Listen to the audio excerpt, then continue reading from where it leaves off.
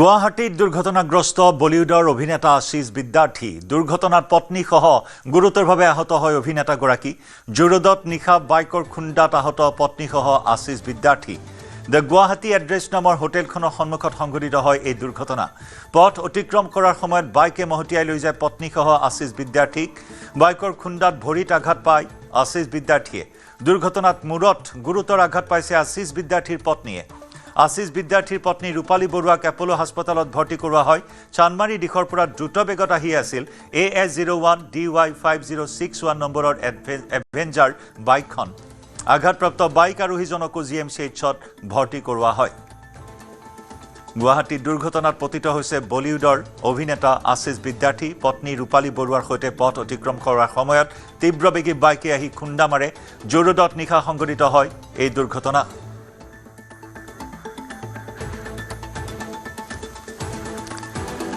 আৰু এই মুহূৰ্তত বিশিষ্ট অভিনেতা বাহাৰুল ইছলাম ডাঙৰীয়াৰ সৈতে আমি সংযুক্ত হৈছোঁ ডাঙৰীয়া আপোনাক স্বাগতম জনাইছোঁ এই মুহূৰ্তৰ এক দুখবৰ যে আশিষ বিদ্যাৰ্থী গুৱাহাটীত দুৰ্ঘটনাত পতিত হৈছে পত্নী ৰূপালী বৰুৱাসহ তেওঁলোকৰ স্বাস্থ্যৰ অৱস্থা কেনেকুৱা বৰ্তমান সেই বিষয়ত প্ৰথমে আপোনাৰ পৰা জানিব বিচাৰিছোঁ প্ৰথমতে কওঁ যে সাংঘাতিক একো দুৰ্ঘটনা নাই হোৱা বাইক এখন খুন্দিয়াইছে বাইক চলোৱাজনৰ অৱস্থাটো বেয়া এটা মোটামুটি GMCত আছে এইমাত্ৰ ট্ৰেফিকৰ পুলিচ আহোঁতে গম পালো তেখেতে ক'লে যে বামুণী বজাৰৰ কোনোবা ল'ৰা এজন অ'কে ছেকেণ্ডলি আমি আচলতে কালি গুৱাহাটী এড্ৰেছত ৰাতি খানা খাই আমি ঘৰলৈ আহিলো তেওঁলোক ৰাস্তা ক্ৰছ কৰি অপজিটে যিহেতু ৰূপালীহঁতৰ ঘৰ পাৰ হওঁতেই এই বাইক এখন আহি খুন্দা মাৰি দিলে অ'কে কিন্তু বৰ্তমান সুখৰ কথা বৰ্তমান তাই ৰূপালী ICUত আছে যদিও অবজাৰভেশ্যনত আছে লেটেষ্ট MRI ৰিপৰ্ট আমি চালো এই মাত্ৰ চালে যে মোটামুটি একো ধৰণৰ সাংঘাতিক ৰক্তক্ষৰণ ভিতৰত একো হোৱা নাই সামান্য যিটো হৈছে নিজে নিজে ঠিক হ'ব 2-3 দিন পিছত হয়তো তাক ৰিলিজ দিব অন্যহাতে আশিষক ৰিলিজ দিয়া হৈছে ফ্ৰেকচাৰ অলপ হৈছিলে বুঢ়া আঙুলি বাকীবিলাক থেতেলি গৈছে ভৰি পিছফালে পৰিছিলতো গতিকে হাড়ৰ একো প্ৰব্লেম হোৱা নাই থেতালা খাইছে বহু জেগাত আদাৰৱাইজ কুল তাক ডিscharge কৰাৰ নিচিনা হৈছে যদি তেওঁ ইয়াতে আছে যিহেতু পত্নী আছে কাৰণে ইয়াতে আছে আমিও ইয়াতে আছো গতিকে মোৰ বোধে একো সাংঘাতিক ভয় খাবলগীয়া একো অৱস্থা নাই ভাল টাচুড যে ভাল অৱস্থাত আছে চবৰে ভাল হয়তো দুদিনমান পাছত ৰূপালী এৰি দিব ডিscharge কৰিব অৰ্থাৎ বিপদমুক্ত ৰূপালী বৰুৱা বিপদমুক্ত ৰূপালীও বিপদমুক্ত কথা পাতিছে হাঁহিছে কথা পাতিছে আৰু বমি কৰা নাই বমি কৰাটো বেয়া লক্ষণ নাই কৰা গতিকে ভগৱানৰ কৃপাত সকলৰ কৃপাত এটা শৃংখলাৰ এটা বিশেষ অনুষ্ঠানত অংশগ্ৰহণ কৰিবলৈ আপোনালোক সমবেত হৈছে না এনেতো তেওঁ আহিয়ে থাকে আশিষৰ নিজৰ শহুৰৰ ঘৰ ইয়াতে যিহেতু ৰূপালীৰ ঘৰে ইয়াতে আমাৰ কালি আমাৰ শ্ব' আছিলে আমাৰ তাত শ্ব' কৰিছিলে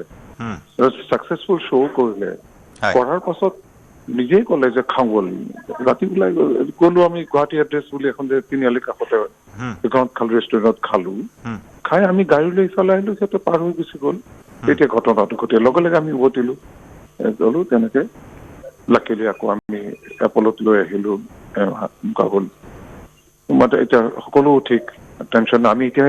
এই এঘণ্টামান আগত আমি উশাহ আহিছে আমাৰ ভয় খাই আছো বহুত আমি সেইকাৰণে কাৰো ফোন ৰিচিভ কৰা নাছিলো Thank you. বহুত ধন্যবাদ এই ভাল খবৰটো আপোনাৰ আমি মুখৰ পৰাই গম পাই আমিও আনন্দিত এই মুহূৰ্তত আৰু সকলো আচলতে উৎকণ্ঠিত হৈ আছিল এই খবৰটো পোৱাৰ পিছতে আপোনাক ধন্যবাদ জ্ঞাপন কৰিছোঁ ফোন আহিছে গম পাইছোঁ কাৰো ফোন উঠোৱা নাই আমি এতিয়া মনটো ভাল লাগিছে যে সব ভগৱানে সবকে ঠিকে ৰাখিছে ধন্যবাদ ডাঙৰীয়া ধন্যবাদ আৰু এয়া বিশিষ্ট অভিনেতা বাহাৰুল ইছলাম ডাঙৰীয়া তেওঁ এই ভাল খবৰ আমাক জনাইছে যে বৰ্তমান বিপদমুক্ত দুয়োগৰাকী বিপদমুক্ত যদিও বা পত্নী ৰূপালী বৰুৱাই মূৰত আঘাত পাইছিল তেওঁ বৰ্তমান সংকটমুক্ত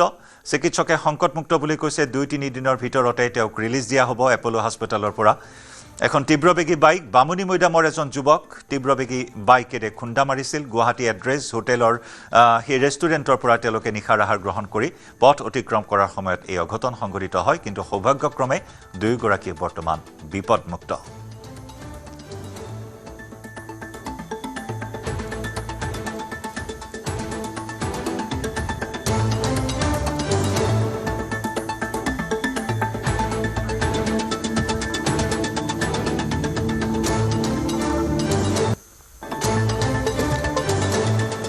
আশিষ বিদ্যাৰ্থী অসমৰ জোৱাই গুৱাহাটীৰ জোৱাই বলিউডৰ জনপ্ৰিয় অভিনেতাগৰাকী এনেধৰণৰ এটা পৰিস্থিতিৰ সন্মুখীন হ'বলগীয়া হ'ল পত্নীৰ সৈতে দুৰ্ঘটনাত পতিত হ'বলগীয়া হয় এখন তীব্ৰবেগী বাইকৰ খুন্দাত আঘাতপ্ৰাপ্ত হয় দুয়োজন ইতিমধ্যে আমি অৱগত হ'লো বাহাৰুল ইছলাম বিশিষ্ট অভিনেতাগৰাকীয়ে টেলিফোনিক বাৰ্তালাপত আমাক জনাইছে যে দুয়োগৰাকী বৰ্তমান বিপদমুক্ত কোনো গুৰুতৰ আঘাত নাই যদিবা মগজুত কিছু আঘাত আছিল পত্নী ৰূপালী বৰুৱাৰ MRI কৰা হৈছে MRI স্কেনত বিশেষ কোনো গুৰুতৰ সমস্যা ধৰা পৰা নাই আৰু সেয়েহে 2-3 দিনৰ ভিতৰতে চিকিৎসালয়ৰ পৰা তেওঁক ৰিলিজ দিয়া হ'ব এপ'লো হস্পিটেলৰ পৰা ৰিলিজ দিয়া হ'ব বুলিও জানিব পৰা হৈছে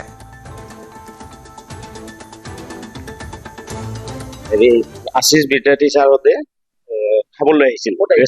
আমাৰ গুৱাহাটী এড্ৰেছৰ ৰেষ্টুৰেণ্টত খাবলৈ আহিছিলে আহোঁতে খালে খোৱা লোৱা হোৱাৰ পিছত যাব ওলাওঁতে মানে ছাৰহঁতে ওলাইছে ইয়াৰ পৰা ওলাই গ'লে গাড়ীখন আহি পোৱা নাছিল অলপমান টাইম লাগিলে গাড়ীখন আহোঁতে টাইম লাগিল যেতিয়া মানে আমাৰ গেটৰ সন্মুখত আছিল খাৰা হৈ থিয় হৈ আছিলে তাৰপিছতে গাড়ী আহিলে সিহঁত দুজন উঠিলে গাড়ীত দুজন আৰু ৰাস্তাটো পাৰ হৈ গ'ল যিপিনে দোকানত যাম বুলি ভাবিছিল কিজানি তামোল চামোল খাবলৈ সেনেকাতে বিপৰীত এইটো চাইডৰ পৰা গণেশগুৰি চাইডৰ পৰা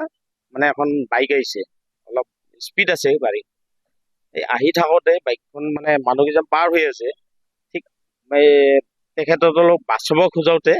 মানে এই বাইকখন এক্সিডেণ্ট হ'ল তেওঁলোক দুখ পাইছে মানে বাইদেউজনৰ মানে লাগিছে গাত অলপ পত্নী গৈ আছিলে পাৰ হৈ আছিলে ৰাস্তাটো মানে ইপিনৰ পৰা গণেশগুৰি চাইডৰ পৰা অহাতে মানে তাতে এক্সিডেণ্টটো হ'লে